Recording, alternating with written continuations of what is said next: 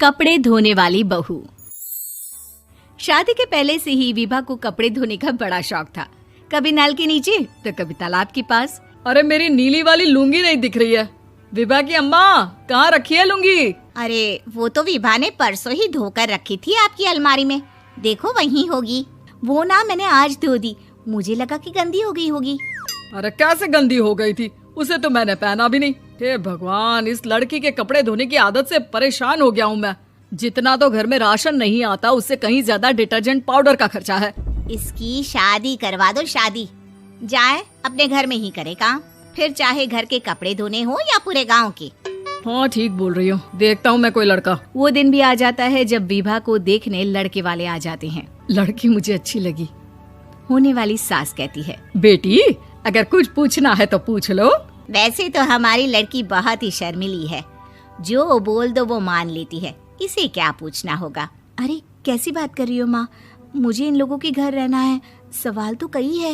हाँ हाँ बेटा, पूछ लो ना, क्या पूछना है। आप लोगों के घर कपड़े कौन धोता है? सास का मुंह बन जाता है।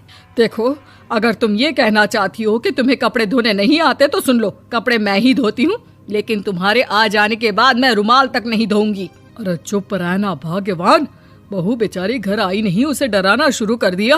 वो क्या है ना बिटिया, अभी तक तो ये कल्लू की माँ ही धोती थी, लेकिन अब तुम्हारे पापा तो दहेज में वॉशिंग मशीन देंगे ही। तभी विभा की माँ बोल पड़ती है, सवाल भी पूछा तो क्या। वैसे भाई साहब, मशीन की तो फिर भी कपड़े धोने की कैपेसिटी होती है। मतलब जो बिटिया दे रहे हैं ना विभा, इसे कपड़े धोने का बहुत शौक है। ये आप लोगों के क्या, आस पड़ोस गांव मोहल्ले सबके कपड़े धो दे और उफ तक ना करे। बाहर देखा नहीं आपने कितने कपड़े सूख रहे हैं? सब हमारी बिटिया ने ही तो धोए हैं। बस भी करो ना माँ, शर्म आ रही इतनी तारीफ सुनकर। और तो और एक दाग निकाल कर दिखाओ तो मान जाओ। हाँ अच्छा, माफ करना बेटा, मैंने गलत समझा।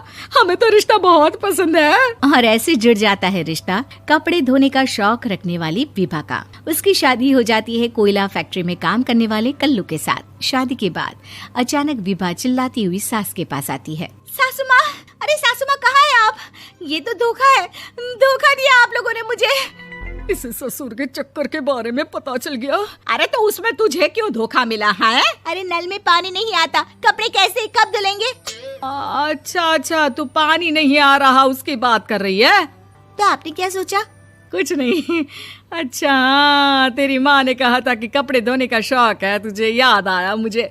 शौक बोलकर कपड़े धोने वाले मेरे जुनून को कम ना आके सासू माँ, कपड़ा धोना मेरा गुरूर है।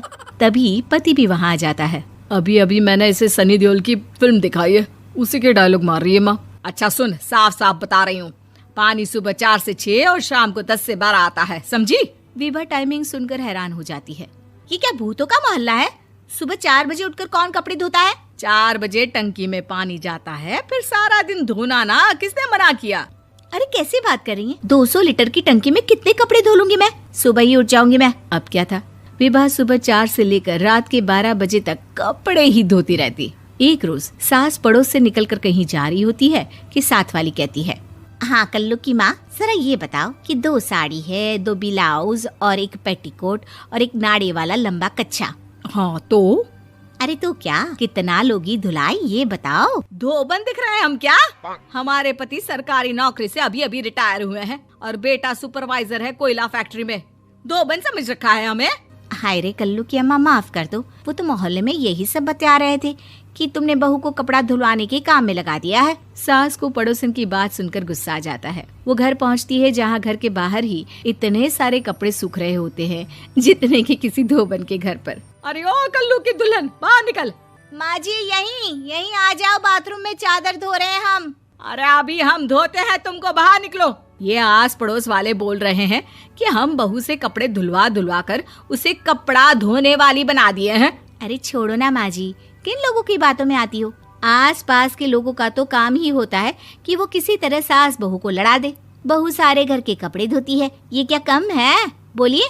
सास को भी लग जाता है कि वो बहू का ये सनकीपन नहीं छुड़वा सकती, इससे अच्छा है कि खुद ही चुप हो जाए। एक रोज सास और बहू मंदिर जाते हैं, जहाँ सास की साड़ी वहाँ खड़ी भीख मांगने वाली से मिलती है। माँ जी क्या बात है, आपकी साड़ी उस भिखारन से कितनी मिल रही है ना? हाँ हाँ, देखो तो दोनों की साड़ी मिल रही है। क्या बात है कल्लू की अम्मा, तुम खुद को तो अफसर की बीवी बताती हो और ऐसी सिंपल सी प्लेन साड़ी पहनकर घूमती हो। सिंपल और प्लेन नहीं है ये साड़ी। तो क्या सोने के धागे से फूल बने हैं? कुछ भी सासू माँ, कुछ भी। हाँ, बने थे इस साड़ी में सोने के धागे से फूल। मेरे पति लेकर आए थे मद्रास से स्पेशली मेरे लिए 10,000 की। ताहे भाई साहब इस भिखारन के लिए भी सेम टू सेम साड़ी लेकर आए होंगे 10,000 की। सास उस वक्त तो कुछ नहीं कहती, लेकिन बहू के साथ घर आती है और अलमारी से एल्बम निकाल कर लाती है। ये साड़ी देख रही है, ये वही साड़ी है जिसे मैंने अभी पहना था। इस साड़ी में ये जो चमकदार फूल दिख रहे हैं ना, ये सोने के धागों से काढ़े गए हैं। लेकिन तू लोकल वॉशिंग मशीन ब्रश से घिस घिस कर सारे फूलों को निकाल कर साड़ी प्लेन कर दी। मुझे माफ कर दीजिए सासू माँ। और तो और, जब मैंने तुझे तेरी गलती के लिए कुछ नहीं कहा, लेकिन तूने तो सबके सामने मेरा मजाक ही बना दिया। क्यों? बहू को समझ में आ जाता है कि अब से उसका कपड़े धोना बंद।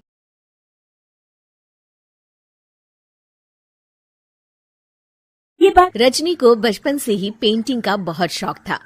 वो हमेशा से ही पेंटर बनना चाहती थी, पर उसके माँ और पिताजी ने उसको कभी भी इस चीज के लिए सपोर्ट नहीं किया और उसकी शादी नीरव से हो गई। नीरव रजनी को बहुत प्यार करता था, पर रजनी हमेशा चुपचाप ही रहती। वो इस शादी से खुश नहीं थी।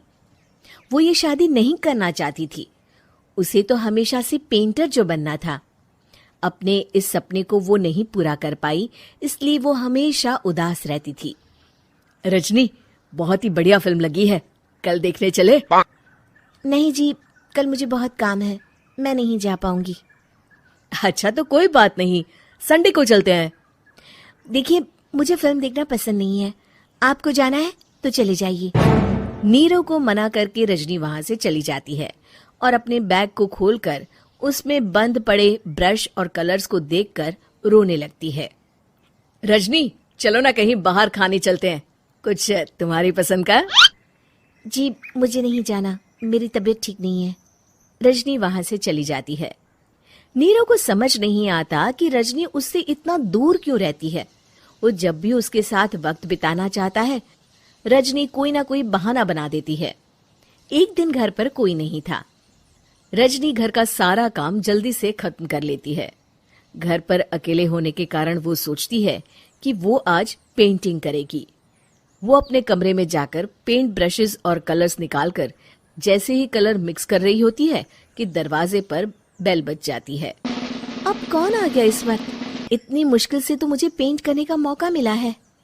रजनी दरवाजा खोलती है तो उसकी सास अपनी सहेलियों के साथ खड़ी होती है और सब घर के अंदर आ जाते हैं। अरे बहू, सबको शरबत बनाकर पिला दे, बाहर तो बड़ी गर्मी है। उफ। जी। रजनी पेंट ना कर पाने से उदास हो जाती है। उसे गुस्सा भी आ रहा होता है कि उसने इस शादी के लिए हाँ क्यों कह दी। वो रसोई में जा रही होती है कि उसकी सास उसे रोकती है। बहू, सबके खाने का भी इंतजाम कर लेना, आज का लंच तो ये सब यहीं करेगी। हाँ। रजनी बिना कुछ कहे रसोई में चली जाती है। सबके लिए खाना बनाती है। सब खाना खाते हैं और रजनी घड़ी देखती है कि ये सब कब जाएंगे ताकि वो अपनी पेंटिंग कर सके।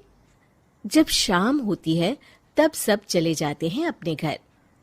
अरे बहू, सब तेरे खाने की तो बहुत तारीफ कर रहे थे, सबको बहुत अच्छा लगा खाना। आपको मुझे सुबह बताना चाहिए था ना कि आपकी सहेलियां आ रही हैं।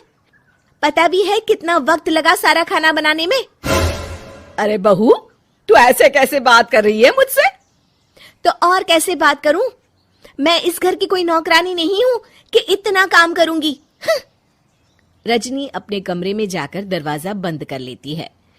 शाम को जब नीरव आता है तो उसकी माँ उसे पूरी घटना के बारे में बताती है। क्या रजनी ने आपसे इस तरह बात की माँ? हाँ, और पता नहीं उसे क्या हो गया है, शाम से बाहर भी नहीं आई है। मैंने तो कई बार आवाज दी, खाना भी नहीं खाया उसने। तू ही बात करके देख ले बेटा। नीरव अपने कमरे का दरवाजा खटखटाता है। रजनी, दरवाजा खोलो, मैं हूं।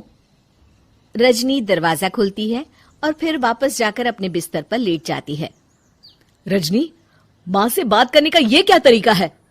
मैंने कोई गलत बात नहीं की है। अरे तुम क्यों ऐसे बर्ताव कर रही हो सबके साथ? क्या तुम इस शादी से खुश नहीं हो? रजनी कुछ नहीं बोलती। अरे बताओ मुझे रजनी, क्या ये शादी तुम्हारी मर्जी के खिलाफ हुई है? हाँ, मैं ये शादी कभी नहीं करना चाहती थी। तुमसे क्या, मैं किसी से भी शादी नहीं करना चाहती थी। रजनी रोने लगती है। चुप हो जाओ रजनी, बताओ मुझे, तुम क्यों नहीं करना चाहती थी शादी? रजनी बेड के नीचे से अपने पेंटिंग्स, कलर्स, ब्रश, पेपर्स निकालती है। इतने में उसकी सास भी कमरे में आ जाती है।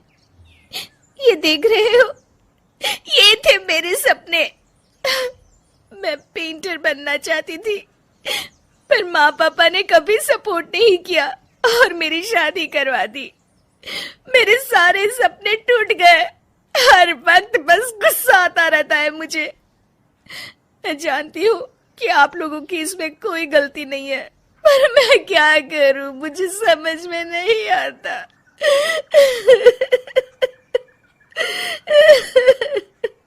रजनी फूट फूट कर रोने लगती है।